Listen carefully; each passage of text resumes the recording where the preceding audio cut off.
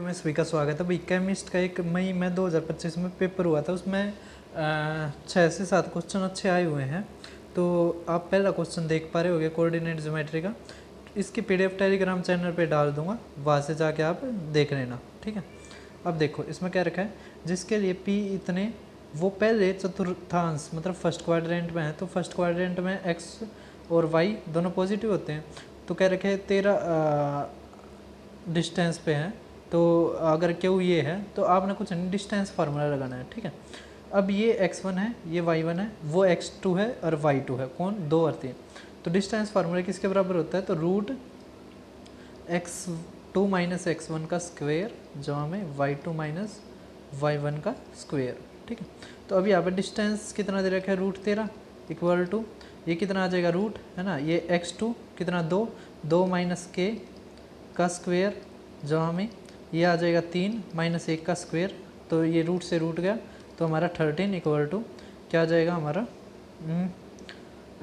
मुझे पता है स्क्वेयर कराएंगे, है ना, फिर काट देंगे, कुछ फ़र्क नहीं पड़ेगा। यहाँ पे 2 का स्क्वेयर 4, ये 9 आ गया इक्वल टू 2 माइनस के का स्क्वेयर, ठीक है। तो यहाँ से हमारा क्या आ गया, देखो अब देखो ये अगर इसका रूट करेंगे दोनों तरफ, ठीक है, तो ये आ जाएगा हमारा plus minus 3 equal to 2 minus के। अब अगर प्लस रहते हो, है ना, प्लस 3 रहते हो 2 माइनस के, है ना, तो यहाँ पे हमें के 5 लेना पड़ेगा, ठीक है। नहीं तो माइनस 1 आ जाएगा के, ठीक है। अगर यहाँ पे माइनस 3 रहोगे तो माइनस 3, ये यहाँ पे माइनस का 2 इक्वल टू माइनस के, तो के हमारा 5 आ जाएगा। हमारा आंसर 5 होगा क्योंकि ये फर्स्ट क्वाड्रेंट में कह रखा है, ठीक है। और आपको पता है जब रूट करते हैं तो प्लस माइनस आता है, ठीक है, प्लस माइनस आता है, ठीक है। अब जो सेकंड क्वेश्चन है वो आपने खुद करना है, कमेंट में इसका आंसर लिखना। अब थर्ड क्वेश्चन देख पा रहे होगे, ये आपने हाइपरबोला पढ़ रखा हो उसमें है, तो इसमें जो ये इक्वेशन होती है एक्स स्क्वेयर जमा बी एक्स जमा में सी, ठीक है, इसके जो नंबर ऑफ जीरोज आते हैं वे जीरो आते हैं क्योंकि ये टच नहीं करती, ठीक है, ये इस तरह जाता है। तो अब देख पा रहे होगे ये ट्रिग्नोमेट्री का एसएससी में बहुत बार आता है। सीकेंट ए प्लस में 10a पी है, तो सीकेंट ए माइनस में 10a कितना आ जाएगा हमारा 1 में p, ठीक है। अब जोड़ दो तो हमारा क्या आ जाएगा 2 secant is equal to p plus में 1/p, ठीक है। अभी यहाँ से देखो ये क्या आ जाएगा पी स्क्वेयर जमा में 1 अपॉन में 2p, ये आ जाएगा सीकेंट, है ना, सीकेंट थीटा। सीकेंट थीटा में ये क्या होता है हाइपोटेन्यूज, ये बेस, ठीक है, हमें साइन ए निकालना है, तो बटे में तो क्या आ जाएगा पी स्क्वेयर जमा में 1, है ना, और ऊपर क्या आ जाएगा पी स्क्वेयर माइनस में 1, ठीक है।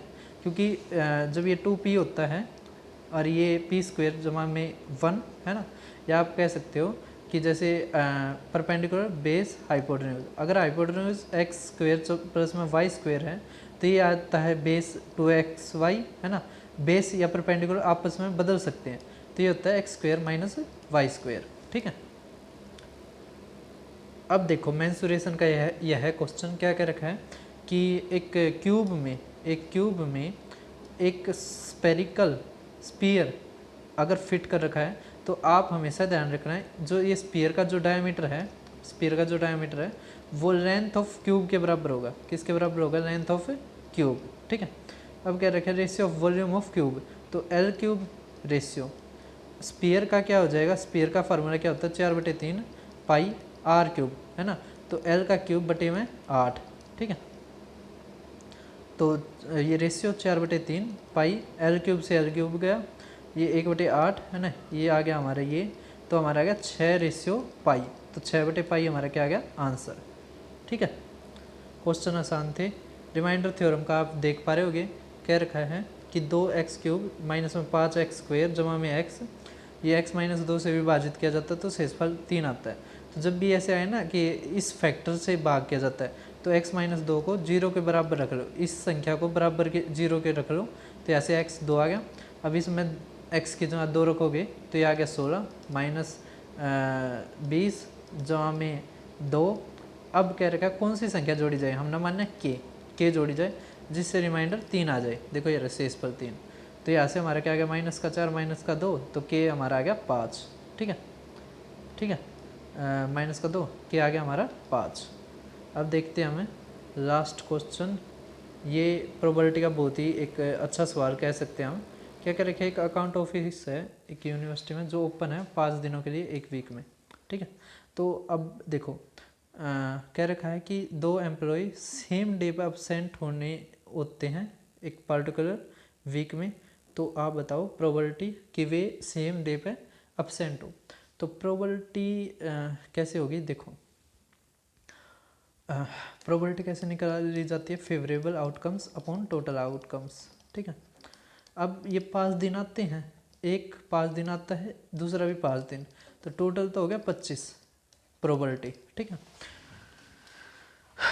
टोटल क्या होगी प्रोबेबिलिटी 25। कैसे, ये भी 5 दिन में से किसी दिन छुट्टी मार सकता है, ये भी 5 दिन में से किसी दिन, है ना, ये आपस में डिपेंड नहीं करते, ठीक है। तो टोटल तो हो गया 25 फेवरेबल। अब हो सकता है कि दोनों सोमवार को छुट्टी मार रहे, ट्यूसडे को, वेडनेसडे को, थर्सडे को, फ्राइडे को, तो कितनी होगी हमारी 5 प्रोबेबिलिटी, ठीक है। तो 5/25 1/5 हमारा आंसर। सभी को समझ में आ गया होगा। चैनल को सब्सक्राइब करना, वीडियो को शेयर करना, फिर मिलते किसी और वीडियो में।